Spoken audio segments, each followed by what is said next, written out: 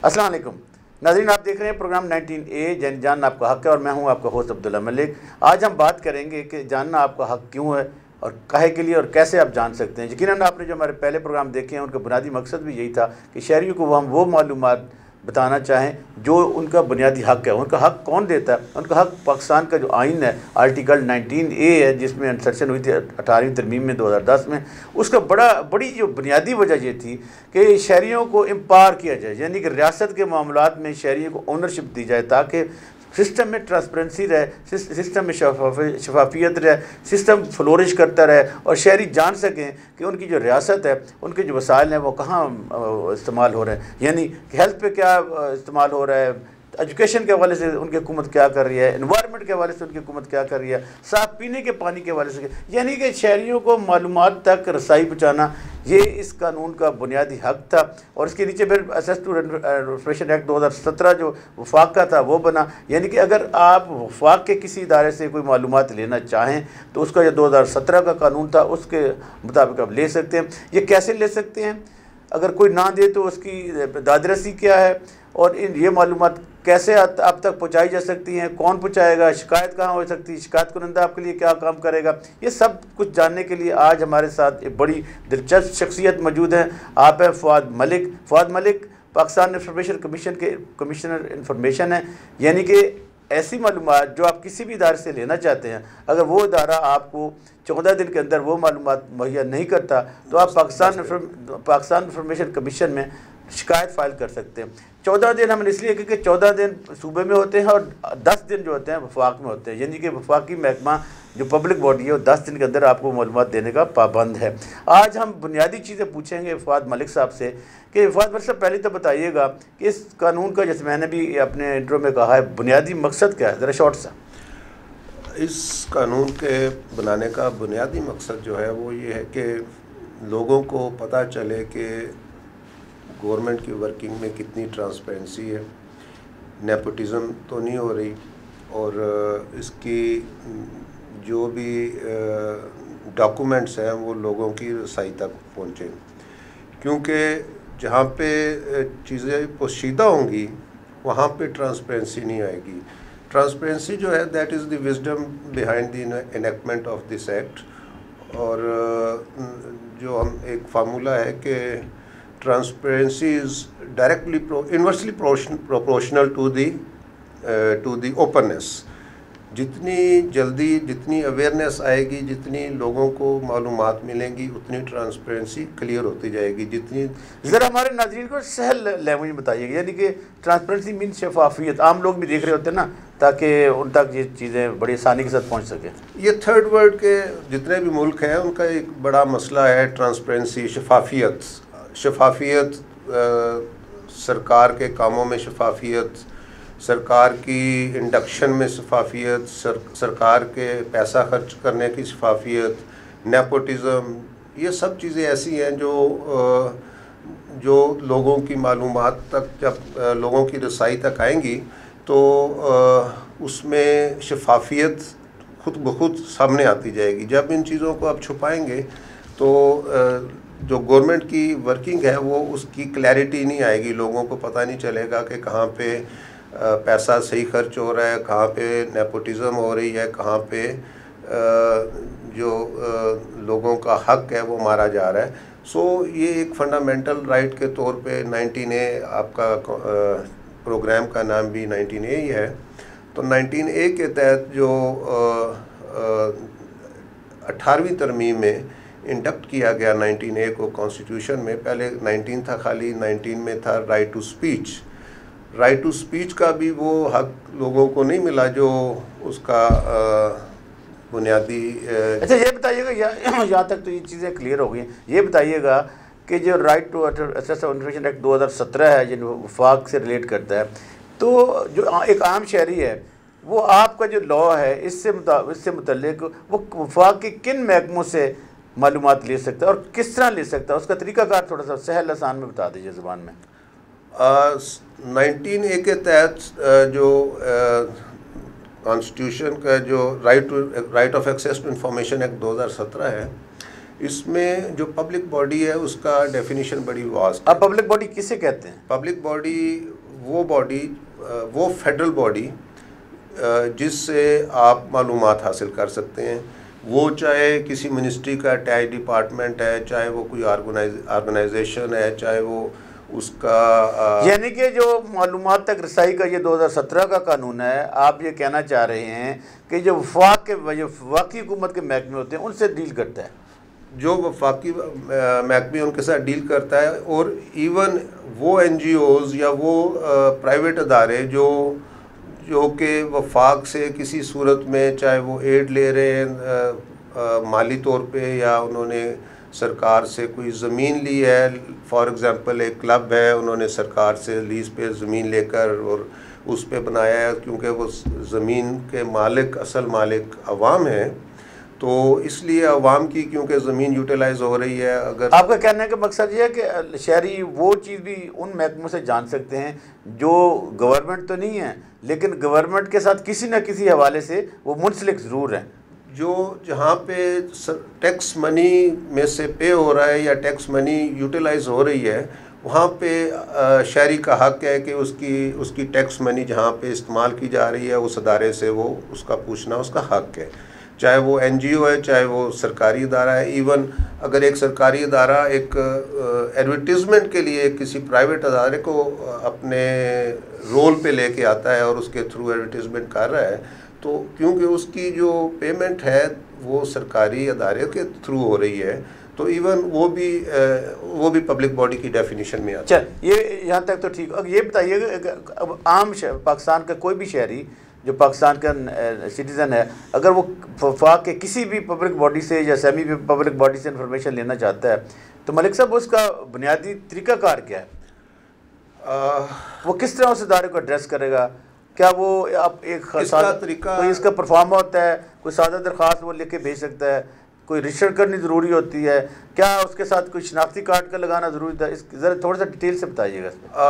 इस कानून के तहत अगर कोई शहरी अगर कोई मालूमात हासिल करना चाहता है या उसकी किसी मालूमात तक रसाई हासिल करना चाहता है, तो इसके लिए सिटीज़न पे बहुत फ्रेंडली एक्ट है, सिटीज़न फ्रेंडली एक्ट है। सिटीज़न पे कम से कम मिनिमम उस पर शराइत है दाखिल करने के लिए, वो बाय हैंड दे सकता है किसी भी ऑफिस में, थ्रू पोस्ट भेज सकता है। अगर ये दोनों भी अगर वो नहीं करना चाहता तो ऑनलाइन भी वो अपनी एप्लीकेशन दे सकता है।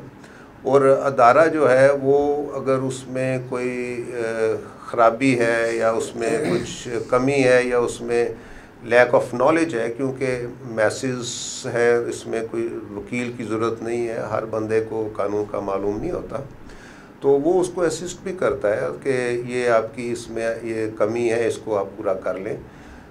अदारा जो है कोई भी पब्लिक बॉडी वफाकी अदारा वो पाबंद है 10 दिन के अंदर मालूमात देने का। अगर 10 दिन के अंदर मालूमात नहीं देता तो फिर शहरी के पास हक है कि वो ये मैं पूछना चाह रहा था, मैं वही पूछना चाहता। अगला क्वेश्चन मेरा ये था कि पहली बात तो आपने ये बता दी कि अगर कोई भी शहरी किसी भी पब्लिक बॉडी से इंफॉर्मेशन लेना चाहता है तो वो उसको ज़्यादा सहल अंदाज में उसको ईमेल कर सकता है, उसको ऑनलाइन कर सकता है, कोरियर कर सकता है, बाई हैंड दे सकता है। अगर वो इदारा मुतलका दिनों में 10 कि आपने जैसे कहा है कि कानून में 10 दिन है, जवाब नहीं देता तो फिर उस शहरी को क्या करना चाहिए? अगर देखें जो पहली उसकी दरख्वास्त है उसमें तो उस पर ना कोई स्टैम्प की ज़रूरत है, ना कोई किसी पक्के कागज़ की ज़रूरत है, ना वकील की ज़रूरत है, वो खुद दे सकता है। अगर 10 दिन के अंदर अदारा उसको रिप्लाई नहीं करता, एक्नॉलेज भी नहीं करता और इन्फॉर्मेशन नहीं देता, अदरवाइज़ अदारे को चाहिए कि विद इन 3 दिन के अंदर अंदर उसको एक्नॉलेज करे कि आपकी एप्लीकेशन आ गई है, उसको प्रोसेस हो रहा है। 10 दिन का टाइम है, 10 दिन के अंदर उसको इन्फॉर्मेशन जो उसने मांगी है वो उसको दे दे या इनकार करे। अगर तो उसकी बनती है दे दे, अगर इनकार करना है तो उसके पास 3 ऑप्शंस है। किन सूरतों में करते हैं कि या तो वो क्लासिफाइड हो फिर इनकार करेगा, या वो उसमें एग्जेम्पशंस में आ रही है कि जिसमें सिक्योरिटी कंसर्न है, रिलीजियस। जरा इसमें डिटेल से बताइएगा, ये क्लासिफाइड एग्जाम्पशन ये थोड़ा सा हमारे नाज़रीन को बताइए कि ये क्या क्या चीज़ें होती हैं, मतलब कौन सी ऐसी मालूमात हैं जो किसी शहरी को नहीं दी जा सकती और क्यों नहीं दी जा सकती, उनका बुनियादी तौर पर मकसद क्या है? इसमें जब तक ये एक्ट नहीं आया था, जब तक एक्ट के आने से पहले, क्योंकि 19A 2010 में 19A इंडक्ट हो गया कॉन्स्टिट्यूशन में, और एक्ट आया 17 में, और कमीशन बना 2018 में जाके कमीशन बना। इन बिटवीन 8 साल जो थे वो लोगों का एक बुनियादी हक था लोगों का लेना इंफॉर्मेशन। तो इस पीरियड में थ्रू रिट ली जाती थी, क्योंकि आपके पास इंफॉर्मेशन नहीं थी, कानून मौजूद नहीं था, तो आप रिट के ज़रिए लेते थे। 199 हाई कोर्ट से या 184 आप जाते थे सुप्रीम कोर्ट से लेते थे। और इसमें जो 19A में लिखा गया है कि विद रीजनेबल रिस्ट्रिक्शंस क्या थी, वो 19A में तो डिस्क्राइब नहीं थी, वो कोर्ट डिसाइड करती थी what are the reasonable restrictions. इस एक्ट आने के बाद वो रिस्ट्रिक्शंस जो हैं वो क्लियर हो गई कि ये एरियाज़ हैं, ये ग्रीन एरियाज़ हैं, यहाँ पे आपने इंफॉर्मेशन दे देनी है, इसमें कोई आपको पूछने की ज़रूरत नहीं है। और ये वो एरियाज़ हैं जहाँ पे आपने रेड एरियाज़ है। अच्छा, ये बताइएगा, ये भी साथ साथ बताइएगा, सिक्योरिटी ये भी साथ साथ बताइए, या मुल्क के मफाद की इश्यूज़ हैं, या मुल्क से विद फॉरेन कंट्री कोई आपके कंट्री टू कंट्री रिलेशन से रिलेटेड चीज़ें आ गई, ऐसी चीज़ें हैं, वो आम बंदे का। अच्छा, ये तय करना मुतलका बॉडी का काम है कि ये हम नहीं दे सकते, या कमीशन ये तय करता है, यानी कि पाकिस्तान आपकी जो कोर्ट्स हैं वो तय करती हैं कि हाँ ये इन्फॉर्मेशन वाकई नहीं देनी चाहिए, ये शहरी के लिए और मुल्क के लिए उस मफाद आमा में नहीं होगी, तो आप तय करते हैं, या एक इदारा खुद से ये कह देता कि नहीं ये क्लासिफाइड हैं और हम आपको नहीं दे सकते? देखिए, इसमें मैं अपने ज़ाती तजर्बे से आपको बात बताता हूँ कि सरकारी अदारे का अभी तक माइंडसेट वो नहीं है जो कि इस एक्ट के तहत होना चाहिए, या एक जो उनका एक फंडामेंटल राइट्स को प्रोवाइड करने में एक जो हक होना चाहिए, वो माइंडसेट अभी नहीं है। माइंडसेट का मतलब ये है कि एक इसमें एग्जेम्पशन ज़रूर दी गई हैं कि आपने प्राइवेसी एग्जेम्पशन है, इसमें सिक्योरिटी एग्जेम्पशन है, इसमें रिलीजियस अफेयर्स एग्जेम्पशन है, कंट्री टू कंट्री और भी एग्जेम्पशंस दी गई हैं। अब हर अदारा सबसे पहले कोशिश करता है कि मैं इसको इनकार कर दूं क्योंकि ये प्राइवेसी है। किसी अगर आप लेट से कि किसी अफसर का आप पूछते हैं कि इस इस्टेब्लिशमेंट में कितने ऑफिसर्स हैं, कितने लेडीज़ हैं, कितने जेंट्स हैं, कितने, ये कोई एक मैं एक एग्जांपल दे रहा हूँ कि जब कोई इस तरह की इंफॉर्मेशन कोई लोग मांगते हैं तो वो कहते हैं जी ये हमारे जो GM साहब हैं, ये इनकी सेक्रेटरी साहब हैं, इनकी इंफॉर्मेशन ये उनकी प्राइवेसी है।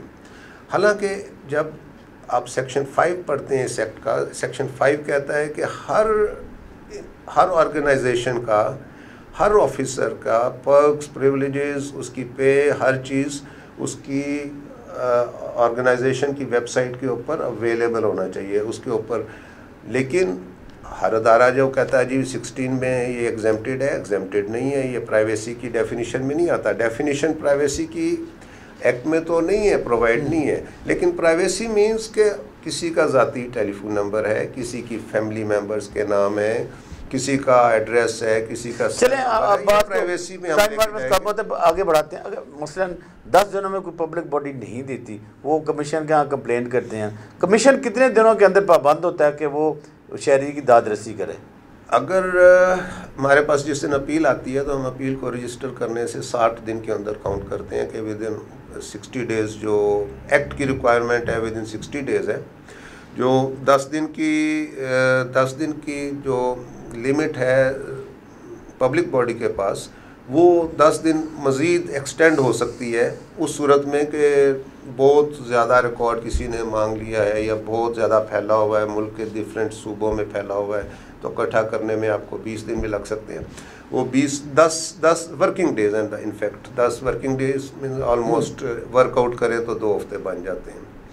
तो अगर वो 10 दिन के अंदर उसका गुजर जाने के नहीं देते तो हमारे पास अपील आ जाती है। 10 दिन उस सूरत में है जब ये आम रिकॉर्ड होगा, जब किसी का लाइफ एंड लिबर्टी का इशू हो तो फिर 3 दिन प्रोवाइडेड है। अगर लेट से किसी ने थाने में नाजायज़ बंद किया हुआ बगैर FIR के, तो वो उसके लाइफ एंड लिबर्टी का इशू है, तो वो विद इन 3 दिन, यानी कि जो बुनियादी इंसानी हकूक से जो क्वेश्चन तलक रखते हैं उनको आप 3 दिन के अंदर इदारा, हाँ, जो भी बॉडी है वो जो रिजॉल्व करने का पाबंद, लाइफ एंड लिबर्टी का इशू है वो 3 दिन में, आम जो है वो 10 दिन में, 10 दिन फर्दर एक्सटेंड होते हैं 20 दिन तक। जब अपील आ जाती है तो कमीशन के पास लिमिट है डिसाइड करने के लिए 60 डेज़। सो 60 डेज़ के अंदर हम उसको पहले नोटिस देते हैं, फिर हेयरिंग का नोटिस देते हैं, फिर उसको सुन के दोनों तरफ से जवाब लेकर और कोशिश करते हैं कि 60 डेज़ के अंदर। कमीशन के बाद कोई तादीबी कार्रवाई का भी हक होता है? हाँ, यानी कि अगर कोई इदारा कमीशन के साथ तावन नहीं कर रहा और शहरी को मुसलसल वो मालूमात फराहम नहीं करना चाहता जो उसका बुनियादी हक है। देखिए, इस कमीशन का जो भी फैसला होता है ये अपीलेबल नहीं है, इसका कोई अपील प्रोवाइडेड नहीं है। और कमीशन के पास ड्यूअल पावर्स है, कमीशन के पास हुक्म करने का इख्तियार है और कमीशन के पास उसको इम्प्लीमेंट कराने का भी इख्तियार है। सो जहाँ पे इम्प्लीमेंट नहीं होता, 20E और 20F, सेक्शन 20 और 20F जो है वो स्पेसिफिकली कहते हैं कि कोई अदारा अगर कमीशन का हुक्म नहीं मानता तो कमीशन के पास इख्तियार है कि उस ऑफिसर का जो ज़िम्मेदार होगा, चाहे वो PIO है या वो हेड ऑफ दी। ये PIO से आप क्या बरात लेते हैं? वो मैं उसको बता देता हूँ। वो जो रिस्पॉन्सिबल ऑफिसर होगा उसको आप 100 दिन तक उसकी तनख्वाह, अच्छा, 1 दिन से लेकर 100 दिन तक उसकी तनख्वाह एज पनिशमेंट आप रोक सकते हैं। PIO का आपने पूछा है, PIO रोक सकते हैं या आप उसकी तनख्वाह डिडक्ट कर सकते हैं? डिडक्ट होगी, डिडक्ट कर सकते हैं। हाँ जी। अब दूसरा आपका सवाल जो है वो PIO है। PIO डेजिग्नेटेड ऑफिसर एक्ट के सेक्शन 9 है, उसमें मैंडेटरी है कि हर पब्लिक बॉडी के लिए, हर पब्लिक बॉडी एक कम से कम 19 ग्रेड का ऑफिसर, अगर 19 का नहीं है तो 18वें का, वो नोटिफाई करे एज डेजिग्नेटेड ऑफिसर और उसको अपने अदारे की, ऑर्गेनाइजेशन की वेबसाइट के ऊपर उसका नाम, उसका टेलीफोन नंबर, उसका एड्रेस शाया करना ज़रूरी है, कंपल्सरी है, वो लगाए और कमीशन को भी उसका प्रोवाइड करे, जो कि इस एक्ट के तहत जितनी भी दरख्वास्तें आएंगी या जितने भी साइल आएंगे उनकी बात सुने और उनकी दाद रसी करें।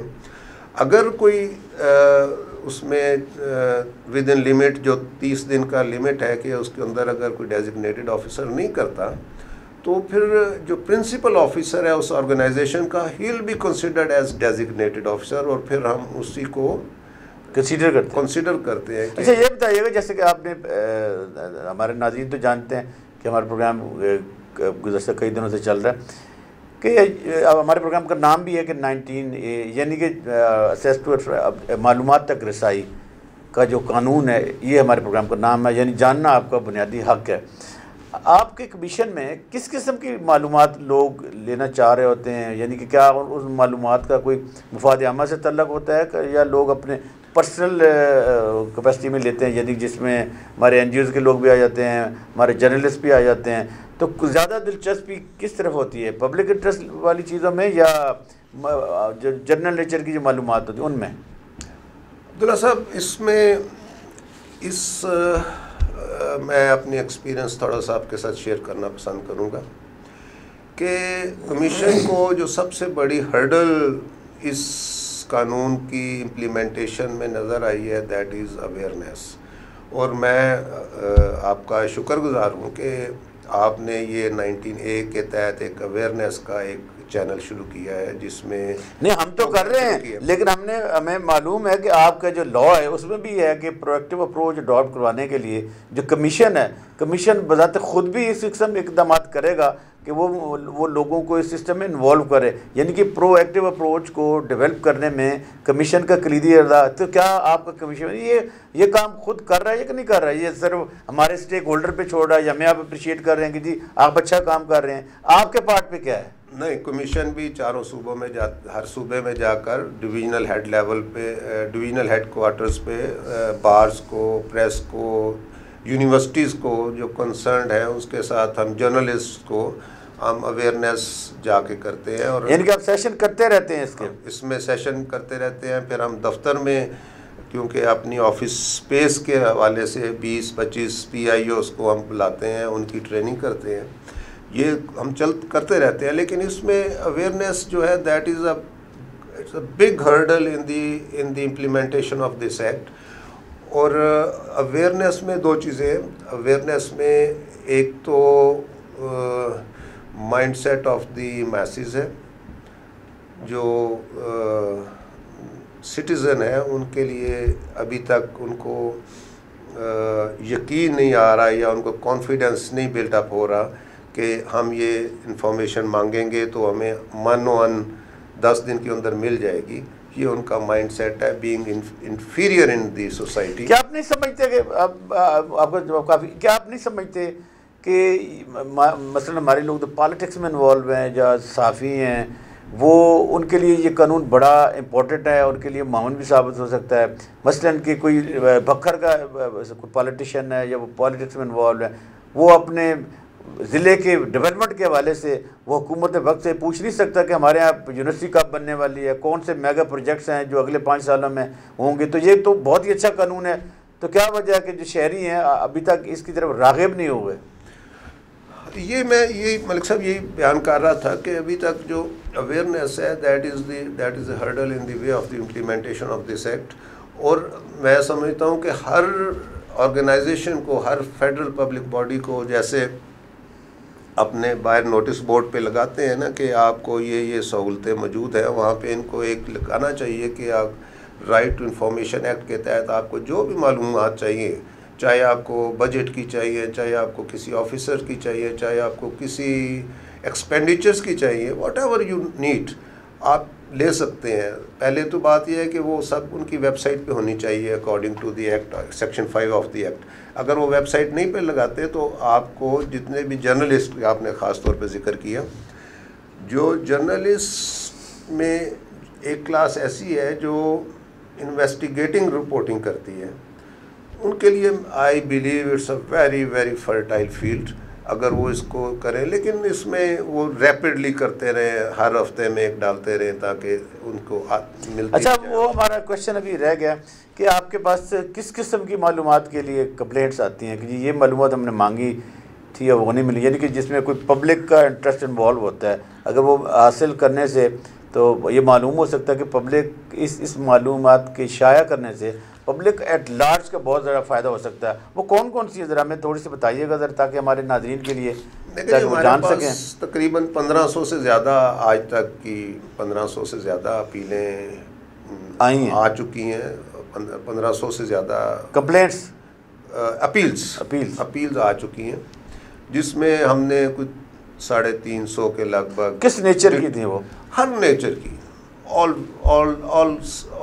टाइप ऑफ, मतलब है कि जो काफ़ी रेशो ज़्यादा है वो है कि किसी अदारे का अपना ही ऑफिसर जब उसको तादीबी कार्रवाई होती है, उसके ऊपर उस पर क्या कहते हैं उसको, END रूल्स अप्लाई करते हैं या मिसकंडक्ट का कोई केस होता है, तो उसमें बड़ी अदारा जो है उसको प्रोटेक्ट करता है, उसको प्रोटेक्ट नहीं करता, उसको इंफॉर्मेशन प्रोवाइड नहीं करता। प्रोटेक्शन तो वो तो एनिमिकल हो गया ना, उस पर उन्होंने चार्ज फ्रेम कर दिया, चार्ज फ्रेम करके उसको कहते हैं इसको डिफेंड करो। और यानी कि आपके कहने के मकसद ये कि जो ब्यूरोक्रेटिक हर्डल है वो एक माइंड सेट है, जिस माइंड सेट को बदलने के लिए ये 2017 का जो मालूमात तक रसाई का कानून आया था, अभी तक एक माइंड सेट ने इसको एक्सेप्ट नहीं किया, बिल्कुल एक्सेप्ट नहीं किया। और जो ब्यूरोक्रेटिक माइंडसेट है वो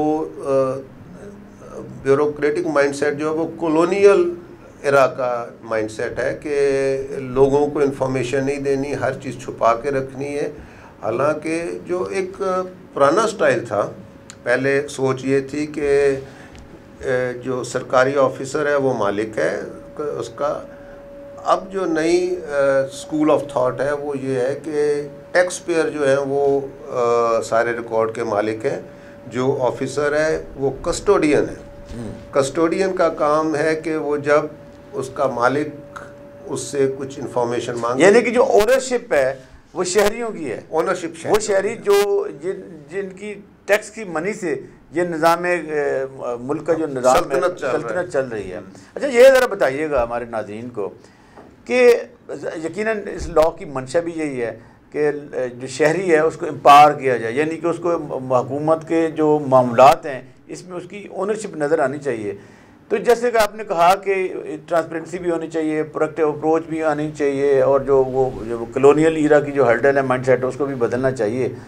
तो इसमें अवाम को आप जो यूथ है आप इसको क्या मैसेज देना चाहेंगे कि वो क्वारी करें, क्वेश्चन करें, और अगर आप उनको गाइड करना चाहते हैं कि हमारे जो यूथ है, जब खुसूसन हमारे जो जर्नलिस्ट जो इन्वेस्टिगेटिव जर्नलिज्म पे काम करते हैं, उनको किस किस्म के क्वेश्चन उठाने चाहिए? यूथ जो है, मैं यूथ को मैं कहना चाहूँगा कि हर जब एक नौजवान बच्चा होता है उसकी एक हॉबी होती है जो उसको जिसमें उसका बड़ा इंटरेस्ट होता है। जैसे आपने स्टैम्प कॉइन्स इकट्ठे करने की हॉबी थी, गार्डनिंग की हॉबी है, डिफरेंट हॉबीज़ हर बच्चे ने अपनाई होती हैं। इसको एज ए हॉबी अपनाएं। ज़रूरी नहीं है कि आपका इंटरेस्ट, अगर बच्चा यूनिवर्सिटी में पढ़ रहा है तो वो अपनी यूनिवर्सिटी से just for the sake of knowledge, for his experience, for his confidence, वो ये पूछे कि ये यूनिवर्सिटी में जो बजट आ रहा है उसकी यूटिलाइजेशन किधर हो रही है। वो अपनी यूनिवर्सिटी से, यानी कि आप वो अपने इदारे जिसमें तालीम हासिल कर रहा है उससे भी ये मालूमात ले सकता है। हर कंसर्न आदमी किसी भी अदारे में वो अपनी मालूमात पूरी ले सकता है। वो उनसे पूछें कि ये जो 100 बच्चों का स्कॉलरशिप आया है इसमें कितने यूटिलाइज़ हुए हैं, कितने यूटिलाइज़ नहीं हुए, जो स्कॉलरशिप मिले हैं वो क्या मेरिट पे मिले हैं नहीं, या नहीं मिले, या जिनको नहीं मिले उनको क्यों नहीं मिले। Each and every information is eight there desk. अगर वो इसको फाइल करेंगे, और ये जितनी जल्दी इस कौम इस हैबिट में आ जाएगी उतनी जल्दी शफाफियत आएगी, उतनी जल्दी इसमें ट्रांसपेरेंसी आएगी, और वर्किंग ऑफ द गवर्नमेंट जो है वो बेहतर हो जाएगी। अच्छा मालिक साहब, आपने बहुत अच्छे अंदाज में एक्सप्लेन किए चीज़ों को। ये बताइएगा कि इस कानून की एक मंशा ये भी है कि चीज़ों को जहाँ ट्रांसपेरेंट किया जाए वहाँ पर जो आने वाला निज़ाम है, जैसे हमारे पास इंफॉर्मेशन टेक्नोलॉजी अवेलेबल है, जो फैसले हुकूमत वक्त करती है उनको वो ऑन लाइन, यानी कि कोई भी महकमा लॉ का है, हेल्थ का है, एजुकेशन का है, एनवायरनमेंट का है, वाटर रिसोर्सेज का है, तो उनको जो फैसले वो करते हैं आवाम की आगाही के लिए या आसानी के लिए अपनी वेबसाइट पर चढ़ाना चाहिए। तो क्या आप समझते हैं कि जब से ये लॉ बना है 2017 के बाद, क्या उन हमारे वफाक के महकमों ने इस तरफ कोई पेशकदमी की है कि वो अपने आप को डिजिटलाइज़ कर रहे हैं, जैसे हुकूमत कहती है कि ई गवर्नेंस की तरफ हम जाना चाहिए? क्या उनकी जो प्रोएक्टिव अप्रोच है अभी वही कलोनियल ईरा में फंसी हुई है, या बाकी चीज़ें ट्विस्ट हो रही हैं और आप समझते हैं कि हाँ इस कानून की एक अफादियत हुई है कि अब मालूमात तक रसाई का जो आम शहरी का हक़ है वो थोड़ा सा इम्प्रूव हुआ है? कि आपकी ऐसी कोई सिचुएशन है या बस एम देखिए, अभी तो all over the world paperless office की तरफ हम बढ़ रहे हैं। हमारी हुकूमत का भी अब नेक्स्ट टारगेट यही है कि पेपरलेस ऑफिस की तरफ हमने जाना है। और सेक्शन 5 इस एक्ट का जो है वो बाउंड करता है हर अदारे को कि अपनी जितनी भी इंफॉर्मेशन है उसको प्रोएक्टिवली डिस्क्लोज़ करे, अपनी वेबसाइट पे लगाए।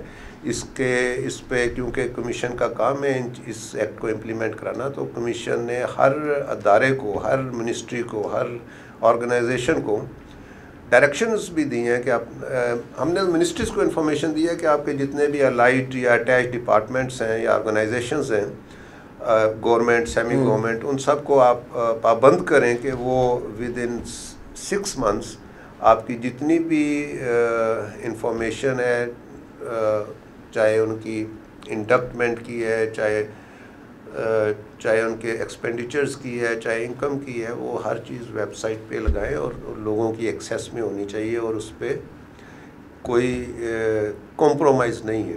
अच्छा, जैसे कि हमारे प्रोग्राम का नाम भी है आर्टिकल 19A, आर्टिकल 19A यानी जानना मेरा बुनियादी हक है। अच्छा, हम यही जानना चाहते हैं कि जैसे कि नाज़रीन आपके लिए भी ये बड़ा दिलचस्पी का क्वेश्चन है जो हम मलिक साहब पूछने जा रहे हैं कि जो पेमरा का जो ऑर्डिनेंस है इसमें एक सेक्शन है, सेक्शन 20। सेक्शन 20 डील करता है कि ऐसे लाइसेंसी जिन्होंने लाइसेंस लिया हो अपने चैनल का, उन पर लाजिम है कि वो अपने टोटल टाइमिंग का 10% पब्लिक मैसेजिंग के लिए वो इस्तेमाल करें। तो मलिक साहब, हमें कोई ये कानून पर इम्प्लीमेंटेशन होती नज़र नहीं आ रही, और मैंने ये एक क्वेश्चन पूछा भी था पेमरा से, और पेमरा ने कोई उसका खातिर खा जवाब नहीं दिया, और मैंने फिर आपके अपील फ़ाइल की हुई है आप पाकिस्तान इंफॉर्मेशन कमीशन में। मुझे उम्मीद है कि वो जो मालूमात आएंगी उससे कौम को भी फ़ायदा होगा कि हम कोर्ट्स के ज़रिए फिर इम्प्लीमेंट करा सकते हैं कि कोई भी मुफावत आमा से तल्लक चीज़ें रखती हैं तो उनका ऑन एयर होना ज़रूरी है कि वो मुफ्त में जहाँ से लोगों से वो पैसे लेते हैं, लेकिन जहाँ वो पब्लिक सर्विस मिशन के लिए 10% कोटा का टाइम करेंगे। तो क्या आप नहीं समझते कि जो आपका कानून है इसको उसी पब्लिक सर्विस मैसेज में मुफाद आमा के मामलात को मद्देनज़र रखते हुए उसमें डाला जाए, और वो 10% हर चैनल चलाएगा तो इसकी तरवीज होगी, और जब तरवीज होगी तो लोग क्वेश्चन भी उठाएँगे। मलिक साहब, इसमें मैं थोड़ा सा क्लैरिटी करना चाह रहा हूँ कि एक बहुत से लोगों का एक इम्प्रेशन गलत हो जाता है कि वो अगर पेमरा उस पर 10% नहीं कर रहे या वो उनकी अपनी लाइसेंस की जो कंडीशंस हैं उनको पूरी नहीं कर रही, तो हम उसमें हमारा कमीशन के पास कोई इख्तियार नहीं है कि वो उस पर इम्प्लीमेंट कराए। हमारे कमीशन का काम है कि उसके मुतालिक जितने डॉक्यूमेंट्स हैं, जितनी इंफॉर्मेशन है वो आपको प्रोवाइड कराएंगे। वो प्रोवाइड कराने नहीं, आप अपना मैसेज नहीं चलवा सकते, नहीं, आपको उसमें पार होती है। उसमें हम इंफॉर्मेशन इस राइट को ना, इस राइट को वर्ड ओवर जो नाम दिया गया है वो दिया गया है की टू ऑल इंफॉर्मेशन। आपने पेमरा के ख़िलाफ़ किसी फोरम में जाना है, किसी ट्राइब्यूनल में जाना है, किसी हाई कोर्ट में जाना है, आपने 199 में जाना है, 184 में जाना है, आपने जहाँ पे भी उसको यूज़ करना है वो आप उसी फोरम पे करेंगे। आपके कहने के मकसद ये है इंफॉर्मेशन की टू ऑल इंफॉर्मेशन मींस के जो ये राइट है ये इसके थ्रू आपने गुजर के कोई भी अपना सिविल राइट, कोई आपने कॉन्स्टिट्यूशनल राइट, कोई आपका आपका सर्विस राइट, वो सारे हम आपको आपका कहने का मकसद ये है कि वो मालूमात बतौर शहरी जो आप हमें लेके देंगे, हम उसको आप पॉजिटिव इस्तेमाल जो कंसर्न इदारे हैं उनके ज़रिए करवा सकते हैं। यानी कि पेमरा को भी कह सकते हैं कि ये चैनल उसकी खिलाफ वर्जी कर रहा है, कंप्लेंट्स सेल में उनके, अगर वो भी नहीं करते तो फिर हम जो आर्टिकल 99 जिसमें रिट जुरिडिक्शन हाई कोर्ट्स की उसमें जा सकते हैं, या 184 आपने कहा सुप्रीम कोर्ट जो भी फोरम ऑफ जुरिस्डिक्शन होगा उसमें आप करेंगे। लेकिन क्योंकि हमारे एक्ट के तहत, राइट इंफॉर्मेशन एक्ट के तहत जो भी इंफॉर्मेशन दी जाती है वो सर्टिफाइड होती है, इसलिए उसकी ऑथेंटिसिटी होती है कि ये अदारे ने दी है और ये टेस्टेड कॉपी है उसकी, इसलिए उसको आपने फर्दर राइट अपना क्लेम करने के लिए, चाहे वो सिविल राइट है, चाहे वो लीगल राइट है, चाहे वो सर्विस राइट है, जो भी राइट आप लेना चाहते हैं, चाहे आप पब्लिक इंटरेस्ट में करना चाह रहे हैं, क्योंकि पब्लिक इंटरेस्ट में भी आपको हर चीज़ प्रोवाइड की जाती है। आजकल आपके कमीशन के हवाले से बड़ी खबरें नाज़रीन गर्दिश में हैं कि एक शहरी ने ऐसे ही मालूमात का कानून इस्तेमाल करते हुए हुकूमत वक्त से पूछा था कि जो तोशा खाना में जो तोहफ़ मिलते हैं उनकी तफसील बताई जाए, तो मुतलका डिपार्टमेंट ने वो बताने से माजूरी ज़ाहिर की, और फिर उसने कंप्लेंट फ़ाइल की पाकिस्तान इंफॉर्मेशन कमीशन ने, और इंफॉर्मेशन कमीशन ने क्या कहा और वो कौन सी ऐसी खबर है जो आजकल खबरों की जीनत बनी है, तो हम जानते हैं फ़वाद मलिक साहब से। मलिक साहब ज़रा बताइएगा, आजकल ये तोशा खाने वाली खबर है, आपने क्या वज़ीर आज़म को आड़े हाथों में ले रखा है? नहीं, उसमें इट्स नॉट रेलेवेंट कि वज़ीर आज़म कौन है। हमारा तो कमीशन ने तो अकॉर्डिंग टू एक्ट जो भी उसके each and every word is binding on the commission, उसकी इंटरप्रिटेशन करनी है और उस पर ऑर्डर करना है। और उसमें जो क्लासिफाइड, उसमें बेसिकली जो क्लासिफाइड इंफॉर्मेशन होती है उसकी रीजनिंग देनी होती है कि ये क्लासीफाई हम कर रहे हैं, इट्स फॉर दिस रीज़न, और कमीशन क्योंकि इसकी इंटरप्रिटेशन करता है कि क्या रीज़न जो है दैट इज़ जस्टिफाइड, लीगल और नॉट जस्टिफाइड। तो इसमें क्योंकि गवर्नमेंट ने क्लासीफाई की हुई थी और क्लासीफाई करने की रीज़न ये दी थी कि ये स्टेट टू स्टेट अच्छा, ये बताइएगा कौन सी गवर्नमेंट ये क्लासिफाइड की थी, मुझे जरिए ये बता दीजिएगा, ईरा बता दीजिएगा। ज़ुबानी याद नहीं है लेकिन 1993 में ये मतलब इस हुकूमत की नहीं है, ये पुरानी हुकूमत का ये former prime minister Nawaz Sharif ने की थी। अच्छा, अगर वो क्लासिफाइड थी तो उसके बावजूद फिर कमीशन ने शाया करने की या मालूमात देने की डायरेक्शन क्यों दी? कमीशन ने इसमें होल्ड किया कि क्योंकि ये एक मुल्क के अवाम का दूसरे मुल्क के अवाम को एक तोहफ़ा है through the prime minister, through the representative of the people. तो people have the right to know कि व्हाट द गिफ्ट दिया गया foreign country has sent to them और what they have conveyed to them. ये इस interpretation पे, इस सोच पे ये स्कूल ऑफ थॉट था कि तो ये तो बड़ा आसान था, ये मालूमात तो फिर दे देनी चाहिए थी, फिर इतना अपने ऊपर लेने का बर्डन क्या फ़ायदा था? ये तो एक जगनसाई हुई और आपने देखा भी हो भी रही है। फिर वो जो शहरी था वो इस्लामाबाद हाई कोर्ट में चला गया और इस्लामाबाद हाई कोर्ट ने भी गवर्नमेंट को स्नब किया कि ये तो एक बुनियादी हक है, देना चाहिए।